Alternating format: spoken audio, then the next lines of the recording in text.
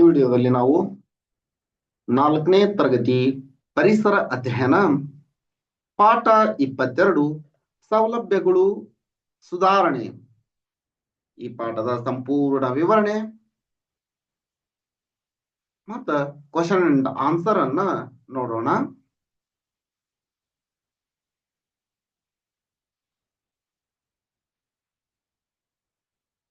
ಕೆಳಗಿನ ಚಿತ್ರದಲ್ಲಿ ನಿನಗೆ ಬದುಕಲು ಅತಿ ಅಗತ್ಯ ಎನಿಸಿದ ಚಿತ್ರಗಳಿಗೆ ಬಣ್ಣ ಹಾಕು ಅಂತ ಹೇಳ್ಯಾರ. ಬಣ್ಣ ಹಾಕ್ರಿ ಅಂತ ಹೇಳ್ಯಾರ. ನೋಡ್ರಿ, ಇದು ಊಟ. ಊಟ ಊಟ ನಮಗ್ ಬೇಕು, ಇದಕ್ ಬಣ್ಣ ಹಾಕಿ. ಅತಿ ಅವಶ್ಯಕ ನೋಡ್ರಿ, ಬಟ್ಟೆ ಬೇಕು, ಅತಿ ಅವಶ್ಯಕವಾಗಿ ಬಟ್ಟೆ ಬೇಕು. ವಾಸಿಸಲು ಮನೆ ಬೇಕು, ಮನೆ ಇವು ಅತಿ ಮುಖ್ಯವಾಗಿ ಬೇಕು. ಆ ನಂತರ ಇವು ಬಳೆ ಬೇಕು, ಕಾರು, ಫೋನು, ಆಟ ಆಡಲು ಬ್ಯಾಟು, ಬಾಲು, ಸ್ಟಂಪು, ರೇಡಿಯೋ ಇವೆಲ್ಲ ಬೇಕು. ಆದ್ರೆ ಅತಿ ಅವಶ್ಯಕವಾಗಿ ಇವು ಬೇಕು. ಬೇಸಿಕ್ ನೀಡ್ಸ್ ಇವೆಲ್ಲ. ಕೆಳಗಿನ ಚಿತ್ರಗಳನ್ನ ಗಮನಿಸು. ಜನರು ಅಂದು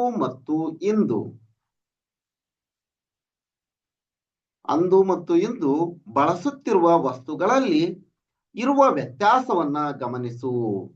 ಅವಾಗ ಅಡುಗೆ ಮಾಡಲು ಒಲೆ ಬಳಸ್ತಾ ಇದ್ರು. ಒಲೆ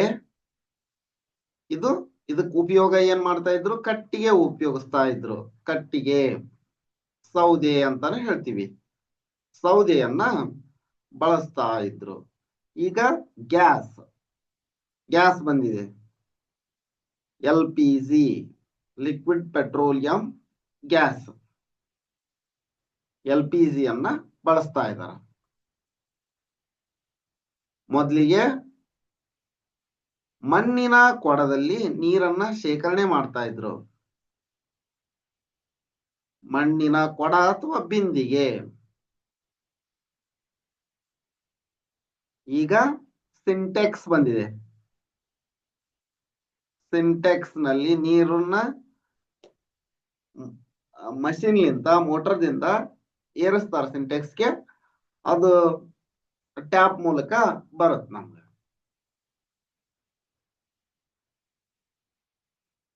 ಒಳ್ಳು ಅಂತಾರೆ ಇದಕ್ಕ. ಹಿಂದಿನ ಕಾಲದಲ್ಲಿ ಒಳ್ಳು ಇದನ್ನ ಬಳಸ್ತಾ ಇದ್ರು. ಈಗ ಗ್ರೈಂಡರ್ ಅನ್ನ ಬಳಸ್ತಾರ ರುಬ್ಬೋದಕ್ಕೆ. ನೀರನ್ನ ಸೇದಲು ರಾಟೆಯನ್ನ ಬಳಸ್ತಾ ಇದ್ರು.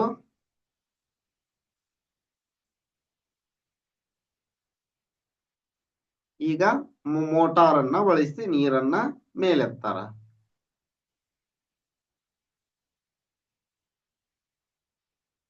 ಇದು ಗಾಳಿ ಬೀಸುವ ಬೀಸಣಿಕೆ. ಗಾಳಿ ಬೀಸಿಕೊಳ್ಳಲು ಬೀಸುವ ಬೀಸಣಿಕೆ.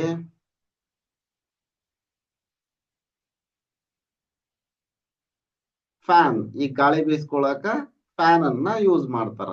ಅಂದು ಎಂದು ಇವೆಲ್ಲ ಬದಲಾವಣೆಗಳಾಗಿ. ಈಗ ನೋಡ್ರಿ, ಕೆಳಗಿನವುಗಳನ್ನ ಮಾದರಿಯಂತೆ ಗೆರೆ ಎಳೆದು ಹೊಂದಿಸು ಅಂತ ಹೇಳ.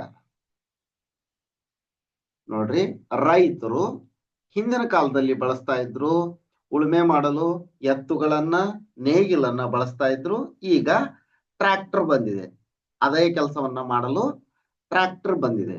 ಉಳುಮೆ ಮಾಡಲು ಟ್ರ್ಯಾಕ್ಟರ್ ಅನ್ನ ಬಳಸ್ತಾರ. ಸಂಪರ್ಕ ಸಾಧಿಸಲು ಹಿಂದಿನ ಕಾಲದಲ್ಲಿ ಪತ್ರಗಳನ್ನ ಬಳಸ್ತಾ ಇದ್ರು. ಈಗಿನ ಕಾಲದಲ್ಲಿ ಸಂಪರ್ಕ ಸಾಧಿಸಲು ಏನ್ ಬಳಸ್ತಾರ?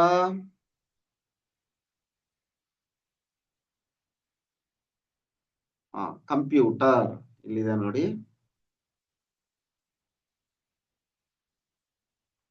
ಕಂಪ್ಯೂಟರ್ ಅನ್ನ ಬಳಸ್ತಾರ. ಇದು ನೆಕ್ಸ್ಟ್. ಪತ್ರ, ಲೇಖನಿಯನ್ನ ಬಳಸ್ತಾ ಇದ್ರು. ಈಗ ಓ ಅದಲ್ಲ, ಇದಾಗತ್ತೆ. ಪತ್ರದ ಬದ್ಲಿ ತಡೀರಿ, ಇದಕ್ಕ ಇದು ಸರಿ ಉತ್ತರ.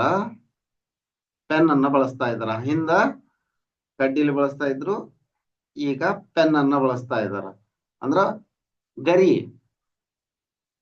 ನವಿಲು ಗರಿ, ಪಕ್ಷಿಗಳ ಗರಿಗಳನ್ನ ಬರೆಯಲು ಬಳಸ್ತಾ ಇದ್ರು. ಈಗ ಇದು ಪತ್ರದ ಬದ್ಲಿ ಇವಾಗ ಏನ್ ಬಳಸ್ತಾರ? ಕಂಪ್ಯೂಟರ್. ಇದಕ್ಕ ಇದು ಸರಿ. ಇದು ಇದಕ್ಕ ಇದು ಸರಿ. ನೆಕ್ಸ್ಟ್, ಹಿಂದ ಬಟ್ಟೆಗಳನ್ನ ಈ ರೀತಿ ತಯಾರು ಮಾಡ್ತಿದ್ರು. ಈಗ ಬಟ್ಟೆಗಳನ್ನ ತಯಾರು ಮಾಡಲು ಮಷಿನ್ಗಳು ಬಂದಿವೆ. ಇಲ್ಲಿದೆ ನೋಡಿ, ಇದು ಮಷಿನ್, ಬಟ್ಟೆ ತಯಾರಿಸುವ ಮಷಿನ್.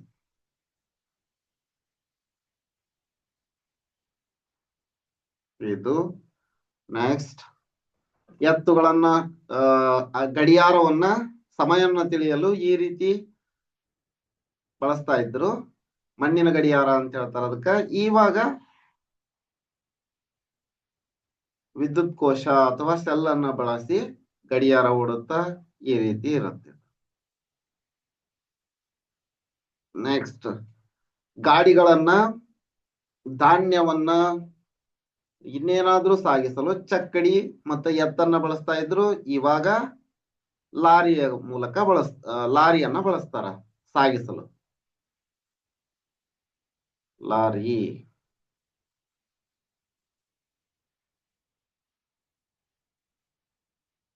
ಗುಡಿಸಲು ಮನೆಯಲ್ಲಿ ಇರ್ತಾ ಇದ್ರು ಹಿಂದಿನ ಕಾಲದಲ್ಲಿ. ಈಗ ನೋಡ್ರಿ, ಬಂಗ್ಲೆ. ಈಗ ಜನ ಬಂಗ್ಲೆಯಲ್ಲಿ ಬದುಕ್ತಾ ಇದ್ದಾರೆ. ಬಂಗ್ಲೆಯಲ್ಲಿದೆ, ಇಲ್ಲಿದೆ. ನೆಕ್ಸ್ಟ್, ಹಿಂದ ಮಣ್ಣಿನ ಕೊಡವನ್ನ ಬಳಸ್ತಾ ಇದ್ರು. ಇವಾಗ ಈ ಪಾತ್ರೆಯನ್ನ ಬಳಸ್ತಾ ಇದ್ದಾರೆ.